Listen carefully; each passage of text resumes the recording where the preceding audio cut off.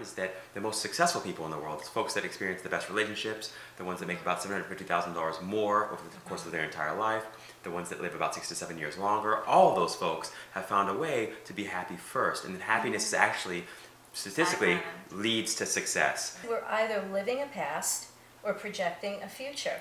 Happiness is not about getting to a destination. It's about sort of changing the mindset and the attitudes that you have. You know, the only doorway to happiness is now. If you're in a job that's not exactly your passion, find a way to enjoy it in the moment. The only way you can ever help anyone else to be happy is when it's just, you're so full of your own happiness that it's just showering out over other people. Some people will start doing affirmations. I'm happy, I'm blissful. And that's great to say that, but to say it without feeling it and have meaning and really say there, instead of going, oh, I'm happy, I'm happy, I'm happy, go, breathe it in. I'm really happy. Feel it. You don't just say it. You actually have to feel the moment. I'm having a bad negative thought and, law of attraction, I don't want to send out negative energy, so I got to get happy, I got to get happy. I was unhappy because I had no shoes until I met the man who had no feet.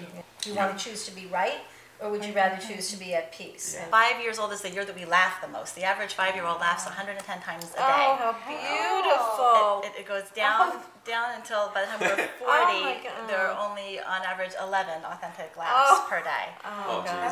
So I kind of think there's no coincidence there that the year we're most easily amused is the year that we're the most creative. Up until the age of about 7 years old, I think it is, we absorb so much information, and we're pretty much set as far as how we're going to see the world. Einstein once said that the most important question you can ask yourself is whether you live in a friendly universe or not. Oh, I love and it's that. just, I thought it's just beautiful because how you answer that question basically determines what kind of life that you lead. Instead of reacting right away when someone says something and taking the perception of, oh, they said something mean to me, or they're upset with me or something like that, to start listening from my heart.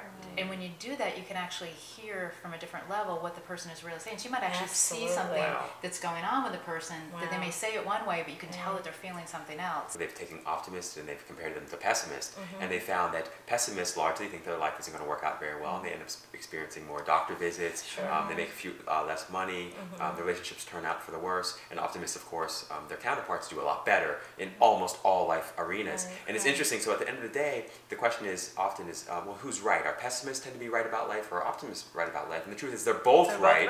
The only question is who's happy, right? Why save for a rainy day? You're going to create a rainy day. Save for beautiful, loving, fabulous days. I think that plays into the whole control that people just, that's one of the basic things that our society is set up that isn't natural, is that we have to have control over everything. And if we can release that control and surrender, then we let God and life and nature just do what it's supposed to do with us, but no one wants to just surrender to what's supposed to happen. I think basically, by nature, I think we want to be happy.